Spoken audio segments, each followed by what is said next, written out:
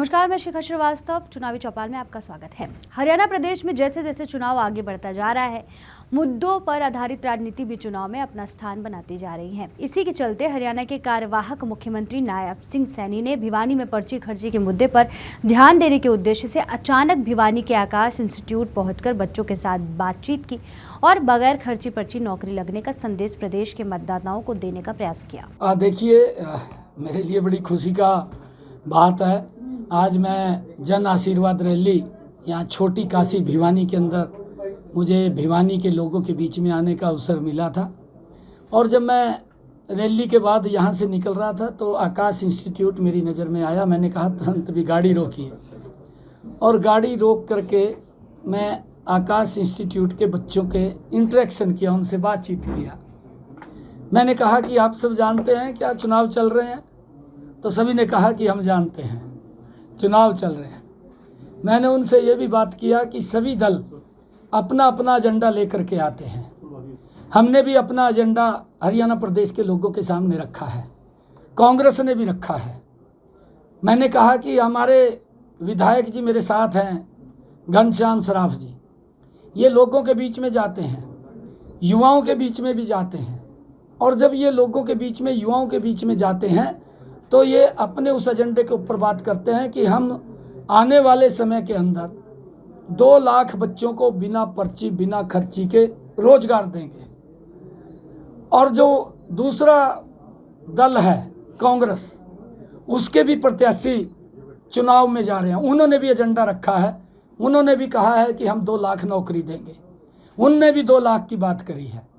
परंतु उनके जो प्रत्याशी हैं, जो वो जनता के बीच में जा रहे हैं, वो जनता के बीच में जा कर के इस प्रकार की बात बोल रहे हैं कि हुड्डा साहब ने कहा है कि 2 लाख नौकरियां हम देंगे, मेरे हिस्से में 2000 आती हैं।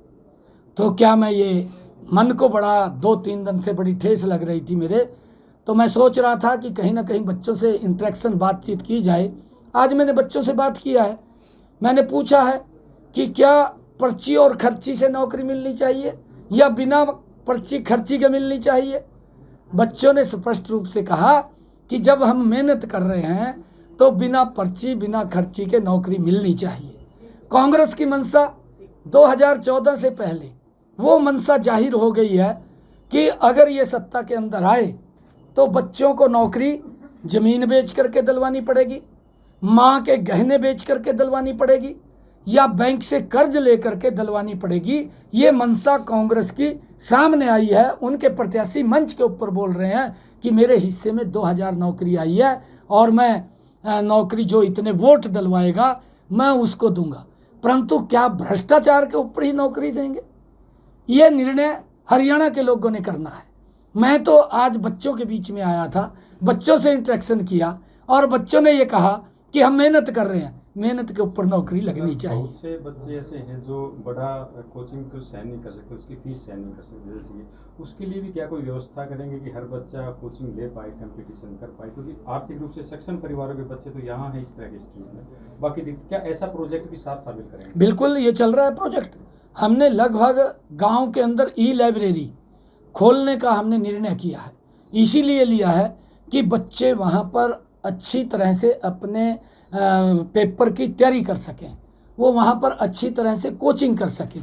वो हमने व्यवस्था की है और लगातार हम इसको और आगे बढ़ाने का काम करेंगे ताकि ज़्यादा बच्चे उस कंपटीशन में आकर के अपने टेस्ट को क्लियर कर सकें और वो कहीं अच्छी नौकरी लग सकें, बिना पर्ची के, बिना खर्ची के लग सकें। और मैं एक बात और बच्चों के बीच में कही है, मैंने बच्चों को स्पष्ट रूप से कहा है कि जब तक भारतीय जनता पार्टी की सरकार है, ना तो आपको चिंता करने की जरूरत, ना आपके माँ बाप को चिंता करने की जरूरत, किसी को कोई चिंता करने की जरूरत नहीं है।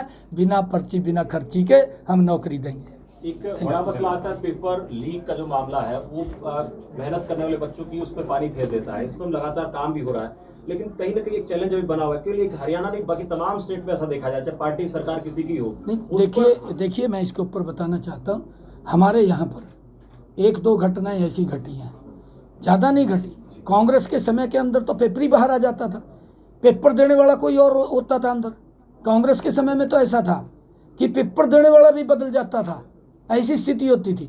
परंतु हमने सख्ताई से उसके ऊपर कार्रवाई की है, आगे भी हम सख्ताई से उसके ऊपर कार्रवाई करेंगे। एक अंतिम कोचिंग को लेकर के, यदि कोचिंग बेहतर मिलती है तो ना है केवल हरियाणा बल्कि पूरे देश में बच्चे रोजगार, क्या कोई बड़ा प्रोजेक्ट, क्या ऐसी कुछ ऐसे बिंदुओं पे आप चर्चा करें? हाँ बिल्कुल बिल्कुल, आपने जो बात कही है, हमने अभी अपने संकल्प पत्र में ये बात कही है। हरियाणा प्रदेश के 10 जिलों में जैसे IMT खरखौदा है सोनीपत के अंदर, उस पैटर्न के ऊपर हरियाणा के 10 और शहरों में IMT औद्योगिक क्षेत्र लगाने का हमने इसमें संकल्प पत्र में निर्णय किया है। जब 8 अक्टूबर के बाद भारतीय जनता पार्टी की सरकार बनेगी तो हम 10 जिलों के अंदर IMT लगाएंगे और एक IMT में उस लोकल क्षेत्र के लगभग 50,000 युवाओं को उसमें रोजगार उपलब्ध होगा। सिरसा से कांग्रेस सांसद कुमारी सैलजा द्वारा कांग्रेस के चुनाव प्रचार से दूरी बनाए जाने को लेकर तमाम तरह के बयान सामने आ रहे हैं। इसी को लेकर हरियाणा लोकहित पार्टी सुप्रीमो गोपाल कांडा ने कहा कि कुमारी सैलजा कांग्रेस पार्टी की सीनियर नेता है और सिरसा के लोगों ने उन्हें बहुत ही मान सम्मान दिया है, लेकिन उनकी पार्टी के नेताओं द्वारा भला बुरा कहा जा रहा है, इनके खिलाफ अभद्र भाषा बोली जा रही है, उनकी पार्टी में ही उनका सम्मान नहीं है। गोपाल कांडा ने कहा, कहीं ना कहीं एक दलित महिला के खिलाफ इस तरह की भाषा बोलने पर कांग्रेस को निश्चित तौर पर चुनाव में नुकसान उठाना पड़ सकता है। देखो, सिरसा के लोगों ने तो उनको बहुत मान सम्मान दिया था, पर उन्हीं की पार्टी ने अगर उनको मैं तो एक जनसभा में सुन रहा था, बहुत अभद्र भाषा उनके लिए बोली गई। दलित महिलाएं हैं और इतनी सीनियर हैं, उसके बावजूद भी उस पार्टी में आप देखो क्या मान सम्मान नहीं है। तो उनकी अपनी पार्टी, हम क्या कह सकते हैं। सिरसा ने बहुत मान सम्मान दिया और वो लोग उनको ना आगे लेके आ रहे ना कुछ। उनके कहने के हिसाब से सबको मालूम है, आप मीडिया के साथी हो, कि उनके साथ क्या हो रहा है। लगता नहीं कि प्रचार से दूरी बनाने से कांग्रेस को नुकसान होगा? बिल्कुल होगा, हो रहा होगा, बिल्कुल होगा ही। जब एक समाज के साथ, दलित समाज के लोगों के साथ आप इस तरह का व्यवहार कर रहे हैं तो हो गई। बाकी सिरसा विधानसभा की बात की जाए तो बीजेपी यहाँ आपके सामने एक की है, ट्वीट कर दी आपके सामने से। सिरसा की स्थिति क्या देखते हैं और पूरे हरियाणा में बीजेपी को कितनी अनुमानित सीटें आप? देखो भाई साहब, मैं कोई वो तो होने कोई भविष्यवक्ता भी, कहाँ कितनी सीटें किस पार्टी को आएंगी। मैं यहाँ का बता दूँ, यहाँ सिरसा की सीट हम बहुत बड़े मार्जिन से, आप सब लोगों के आशीर्वाद से, सब साथी बैठे हैं, इनके आशीर्वाद से हम जीत रहे हैं। रही बात कि मैंने कल खुद बड़ा भास्कर में हमारे पूर्व मुख्यमंत्री मनोहर लाल जी ने कहा, कल रोहतक में भी उन्होंने कहा, मीडिया में भी, कि हम HLP का समर्थन करते हैं। हमने भी पहले 5 साल NDA का अनकंडीशनली समर्थन किया हुआ था, तो उन्होंने मुझे समर्थन दिया है कि हम आपका समर्थन करते हैं। आप जिस सोच के साथ, और जैन साहब जैसे बोल रहे थे कि इस पार्टी के अगेंस्ट, वो भी नहीं चाहते कि यहाँ कांग्रेस जीते, तो अगर उन्होंने मुझे समर्थन दिया तो बहुत अच्छी बात है। क्या उनके ऐलान के बाद यहाँ सिरसा की जो लोकल बीजेपी की बॉडी है वो आपके साथ आ रही है? बिल्कुल है, बिल्कुल है। उनके फोन आ रहे हैं, वो लोग साथ जुड़े हुए हैं, काम कर रहे हैं, और उन्होंने कहा है कि हमारे यहाँ से मैसेज आए हैं, हमें, हम आपको वोट देंगे। महेंद्रगढ़ विधानसभा के गांव नावा में कांग्रेस पार्टी ने हरियाणा कांग्रेस के संकल्प के नाम से BPL परिवारों को 100 गज के मुफ्त प्लॉट व 3.5 लाख की लागत से 2 कमरे का मकान देने की पर्चियां बांटी, जिसकी भाजपा ने इलेक्शन कमीशन को एक शिकायत भी दी है। जब इन पर्चियों की सच्चाई जानने के लिए मीडिया वहां पहुंची तो ग्रामीणों ने बताया कि यह केवल चुनावों में ही पर्चियां बांट रहे हैं, हमें तो असलियत में प्लॉट चाहिए। अब देखने वाली बात यह होगी कि कांग्रेस सरकार क्या इस पर्ची के वायदे को पूरा कर पाती है या नहीं। हमें इस पर्ची से यही मिलता है जी, जो गरीब लोग हैं ये कौन वोट मांगने के नाम पे झूठी दिलासा देते हैं लोगों को कि हम 2 कमरे और लैट्रिन बाथरूम और रसोई बनाकर आपको रजिस्ट्री देंगे। ये कोई रजिस्ट्री नहीं है, ये फेक है और वो लोगों को गुमराह कर रहे हैं। ऐसा ही है तो हमारे यहाँ पे हुड्डा टाइम में 100 गज के प्लाट दिए थे, अब तक उनका कब्जा नहीं दिया है। 100 गज की प्लाट तो दूसरी बात है जी, अभी तक कब्जा नहीं मिला है किसी का। तो ये तो झूठी दिलासा है कांग्रेस सरकार की।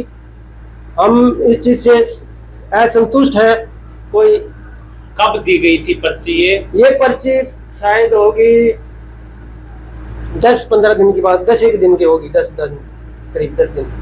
तो मेरे पास किसी का मैसेज आया, मैं गया, इसको सोशल मीडिया में है, क्या कहकर ये पर्ची दी गई? ये कह के गई थी, आप हमें वोट दो, हम तुम्हें 2 कमरे, रसोई, लैट्रिन बाथरूम और प्लाट देकर उसमें बना के देंगे।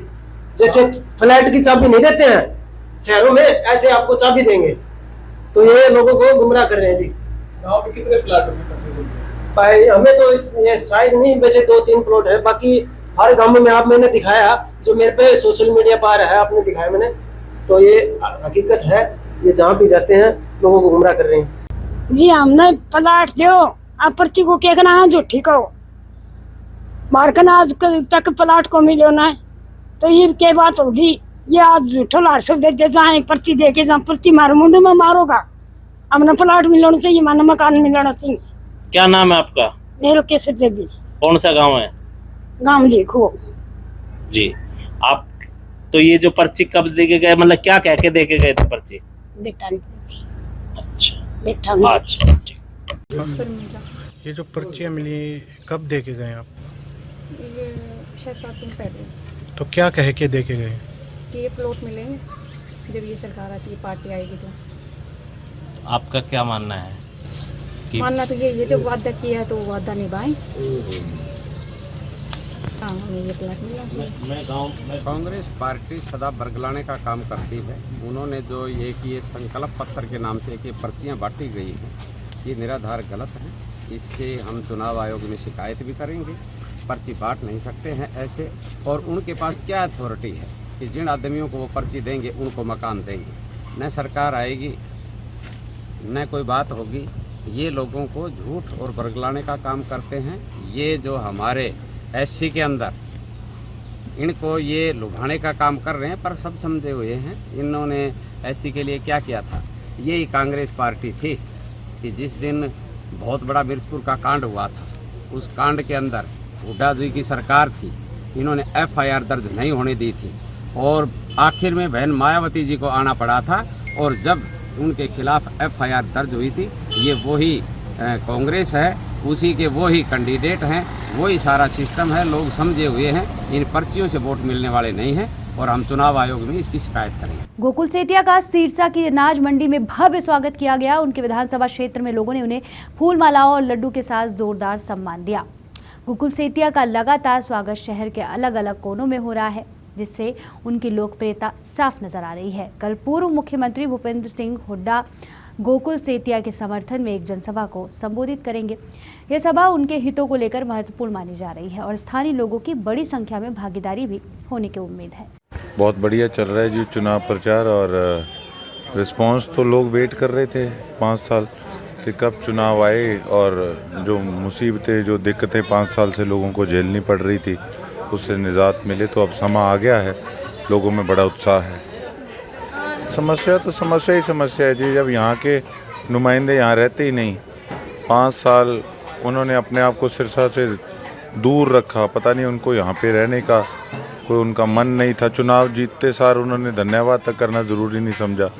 तो मतलब एक बस भगवान भरोसे ही जो है वो यहाँ का सिस्टम चल रहा था 5 साल से। कोई देखने वाला नहीं था, कोई वाली वारिस नहीं था इस एरिया का। समस्या है जी, एक तो बीज की समस्या, और दूसरी नहरी पानी की समस्या, कहीं खाड़ों की कहीं मोगों की समस्या। इस तरह की समस्या कोई ना कोई मतलब डेली सुनने को मिलती है। डेवलपमेंट भी नहीं है, कोई सड़कें नहीं है, कोई पीने का पानी नहीं है, ना कोई बच्चों के लिए शिक्षा, ना कोई स्कूलों में टीचर। तो बुरा हाल है जी हर जगह। हुड्डा साहब कल आ रहे हैं जी, शाम का प्रोग्राम है शहीद भगत सिंह चौक पे। चुनावी चौपाल में फिलहाल के लिए इतना ही। तब तक के लिए मुझे दीजिए इजाजत और आप देखते रहिए जनहितैषी। अगर आपको हमारी वीडियो अच्छी लगी हो तो इसे लाइक और शेयर करना ना भूलें। हमारे चैनल को सब्सक्राइब और फॉलो करना भी ना भूलें। देखते रहिए जनहितैषी नेशनल, ताकि देश और दुनिया की हर खबर से रह सकें बाखबर।